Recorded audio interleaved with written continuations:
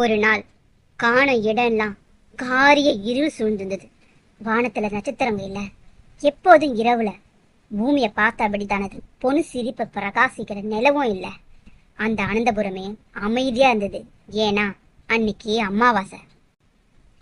அன்னைக்கு அதிக அளவுல தீய சக்தி நடமாட்டம் இருக்குன்றதுனால யாரும் அந்த ஊர்ல நைட்டு 8 மணிக்கு மேல நடமாட மாட்டாங்க. அந்த அனந்தபுரமே அமைதியா இருக்கும். அனந்தபுரத்தை சுத்தி உள்ள காட்டுல உள்ள ஒரு மூலையில அகோரிங்களும் மந்திரவாதிகளும் சூனியம் செய்யறவங்களும் அவங்களுக்கு தேவையான ஒரு சில பொருளுக்காகவும் மனிதர்களுக்காகவும் சில சக்திகளுக்காகவும் அங்கங்க தங்களோட வழிபாட துஷ்ட சக்திகளை பூஜித்துட்டு இருப்பாங்க.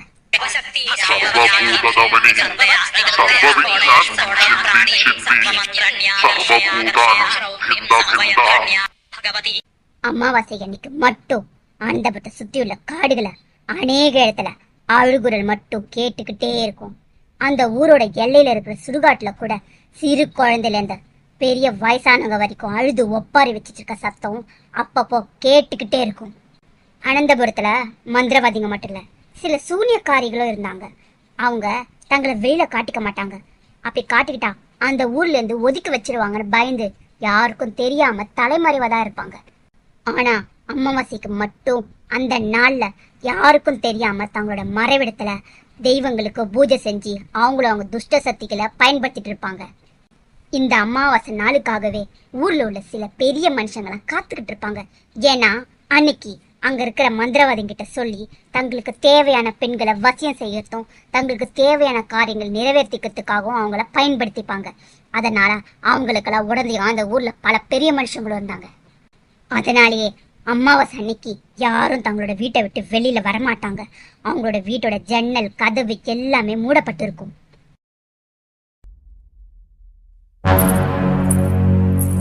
அப்போ ஒரு பொண்ணு நடந்து போட்டு இருந்தா. அவ கருப்பு சேலை அணிஞ்சிட்டு இருந்தா. அவ காலில் போட்டிருந்த கொலுசு சத்தம் ஜல்லு ஜல்லுன்னு சத்தம் போட்டுக்கிட்டே இருந்துச்சு.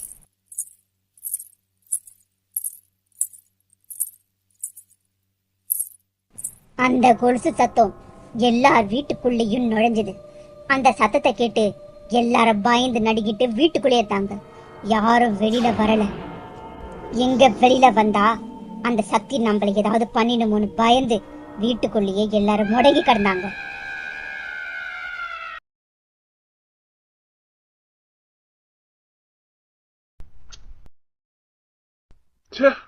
ஏற்கனவே தூக்கம் வரல, இல்ல கரண்ட வேற ஆஃப் பண்ணிட்டான்.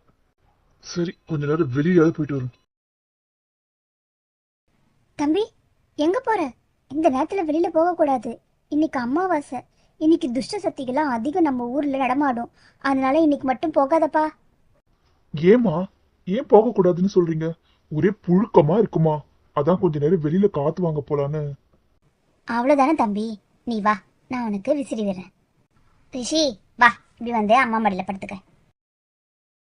அம்மா, பல நாளுக்கு அப்புறம் உங்க மடியில படுத்து தூங்குறது சொர்க்கத்திலே படுத்துட்டு இருக்க மாதிரி இருக்குமா? ஊர்ல இருக்கும்போது எனக்கு தூங்கறதுக்கு 1 மணிக்கு மேல ஆயிடுமா, தூக்கமே வராது. ஆனா உங்க மடியில படுத்ததும் எனக்கு அவ்வளவு தூக்கம் நிம்மதியா வருற மாதிரி இருக்குமா? சரிடா கண்ணா, தூங்கு. பாவம் புள்ள, வெளியூர்ல என்னன்னா கஷ்டப்பட்டுதான் என் புள்ள.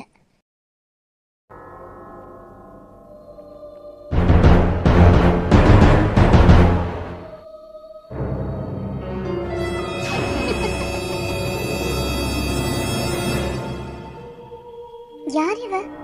இவள் இதுக்கு முன்னாடி எங்கேயோ பார்த்த மாதிரி இருக்கு. அச்சோ, இன்னைக்கு அமாவாசைல. இன்னைக்கு நம்ம வெளியிலே வந்திருக்க கூடாது. மாமாவை பார்க்கணுன்ற ஆசையில இன்னைக்கு அமாவாசைன்றத கூட மறந்துட்டேனே. உடனே திரும்பி வீட்டுக்கு போகணும். ஏற்கனவே ரிஷி மாமாக்கு ஐ லவ் யூ யாரும் மெசேஜ் அனுப்பிட்டாங்க. நம்ம ஏன் ரிஷி மாமாக்கு இந்த மந்திரவாதி மூலமா வசியம் வைக்கக்கூடாது? இல்லை இல்லை, வேண்டாம். நாம நம்மளுடைய முன்னோர்கள் மாதிரி வசியம் அது இதுன்னு எல்லாம் பண்ணக்கூடாது. நம்மளோட முன்னாடி தலைமுறையில சூனியம் மந்திரம்னு தெரிஞ்சதுனால தானே நம்ம அம்மாவை எழுந்தோம். திரும்ப எனக்கு ஏன் அதை யோசனை வந்து அம்மா. அவங்க அம்மாவை பத்தி நினைச்சுக்கிட்டு அவந்திகா அவங்க அம்மா வாழ்ந்த காலத்தை பத்தி நினைக்க ஆரம்பிச்சா. கடந்த காலத்துக்குள்ள போனா அன்னைக்கும் இது போலதான் ஒரு அமாவாசை. அது மட்டும் இல்லாம மந்திரவாதிகளோட நடமாட்டமும் சூனியக்காரங்களோட நடமாட்டமும் அதிகமாக இருந்தது அந்த ஊர்ல. அந்த ஊர்ல இருந்த பெரியவங்க எல்லாம் சேர்ந்து ஒரு திட்டம் போட்டுட்டு இருந்தாங்க. அது என்னன்னா, எப்படியாவது இந்த ஊர்ல இருக்கிற மந்திரவாதிகளையும் சூனியக்காரங்களையும் ஒழிச்சு கட்டணும் அப்படின்னு நினைச்சு ஒரு திட்டம் போட்டுருந்தாங்க. ஏன் ஒழிச்சு கட்டணும்னு நினைச்சாங்கன்னா, அவங்க எல்லாம் சேர்ந்து அவங்களோட பொருளையும் அவங்க குழந்தைங்களையும் அங்க இருக்க பெண்களையும் வசியம் பண்றது அந்த மாதிரி செஞ்சதுனாலதான் இந்த மாதிரி எல்லா சூனியக்காரங்களும் ஒழிக்கணும்னு நினைச்சாங்க. பல முறை முயற்சி செஞ்சும் அவங்களால முடியல. அப்பதான் ஒரு பெரியவர் ஒரு யோசனை சொன்னாரு. நீங்க சொல்றது நல்லதாங்க படுது. ஆனா இது நடக்குமா? இத நாம எப்படி செய்யறது? இத மட்டும் நம்ம சரியா செஞ்சா நாம நினைச்சபடி எல்லாமே நடக்கும். இந்த ஊரை சுத்தி இருக்கிற சூனியக்காரங்களையும் மந்திரவாதிகளையும் முற்றிலுமா நம்மளால அழிக்க முடியும். ஆனா இத செய்யறதுக்கு என்ன போல வயசானவங்க தான் வேணும்.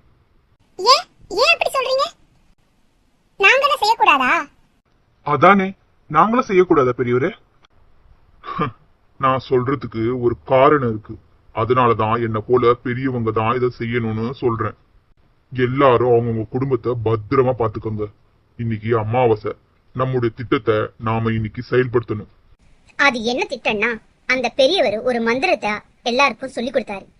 அந்த மந்திரத்தை சூழ்நிலை நடக்கிற இடத்துக்கு போய் அங்க யாருக்கும் தெரியாம மறைஞ்சி சொல்லணும்ன்றதுதான் அவங்களோட திட்டம். சரிங்க ஐயா, அப்ப நாங்கெல்லாம் உங்க கூட வரோம்.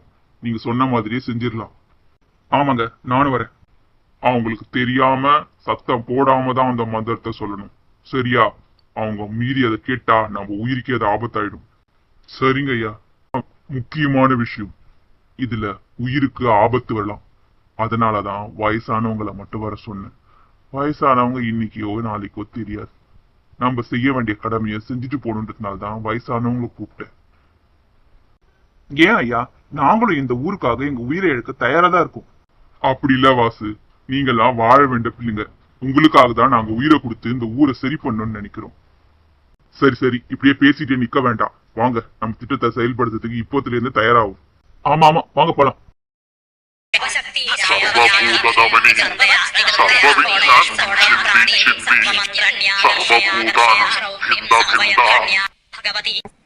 காட்டுக்குள்ள பூஜை வெகு விமர்சையா நடந்துட்டு இருந்துச்சு. அந்த நேரத்துல அந்த காடு முழுக்க அங்க இருந்த மந்திரவாதிகளோட குரல் தான் ஒலிச்சிட்டு இருந்தது.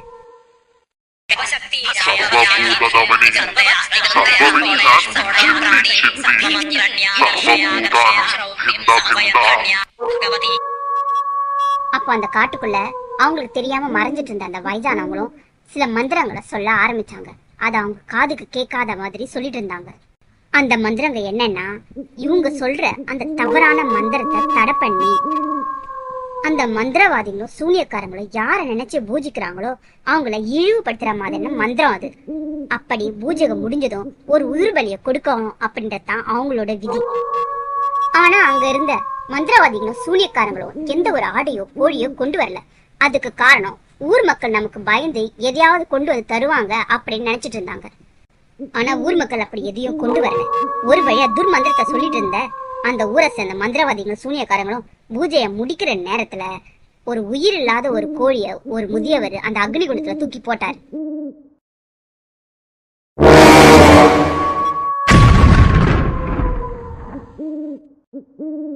அப்படி போட்டதும் அந்த மந்திரவாதிங்க வழிபடுந்த பிசாசுகளும் மோகினிகளும் கோபம் அடைஞ்சிச்சு. கோபம் அடைஞ்சதுனால இப்ப அங்க இருந்த அந்த மந்திரவாதிகளும் சூனியக்காரங்களையும் அது பழிவாங்க ஆரம்பிச்சிச்சு. ஒருத்தரைய விடாம வேட்டையாட ஆரம்பிச்சதுங்க அந்த ஆத்மாக்கள்லாம்.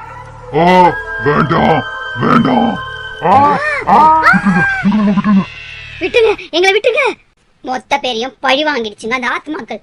எல்லா மந்திரவாதிகளும் சூனியக்காரங்களும் ஒழிஞ்சாங்க. இதே மாதிரிதான் அவந்திகாவோட அம்மாவும் ஒரு பூஜை நடத்திட்டு இருந்தா.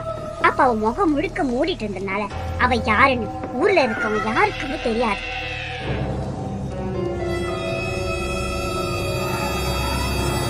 அந்த சமயத்துல தான் ஒரு வயசானவர் அவளோட அக்னிகுண்டத்திலையும் ஒரு உயிர் இல்லாத ஒரு ஆட்டுக்குட்டியோட தலையை தூக்கி போட்டார். அதனால அவ பூஜிட்டு இருந்த மோகினி அவன் மேல கோபமாகி அவளை அந்த அக்னிகுண்டத்துல இழுக்க ஆரம்பிச்சு. அப்ப அந்த சமயம் அங்க வந்து அவந்திகா, சின்ன பொண்ணு, அவ அவங்க அம்மா அந்த அக்னிகுண்டத்தை இழுக்கத்தை பார்த்து மயங்கி கீழே விழுந்துட்டா.